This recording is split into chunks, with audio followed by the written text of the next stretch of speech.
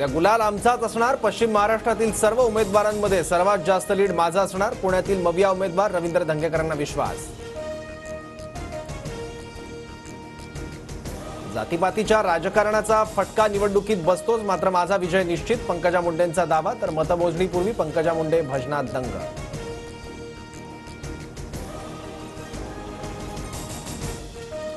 माझ्या मनात कुठलीच धाकधूक नाही, उद्या लोकांचा अंदाज माझ्या बाजूने दिसेल। अमरावतीतील मवियाचे उमेदवार बळवंत वानखेडेंचा दावा।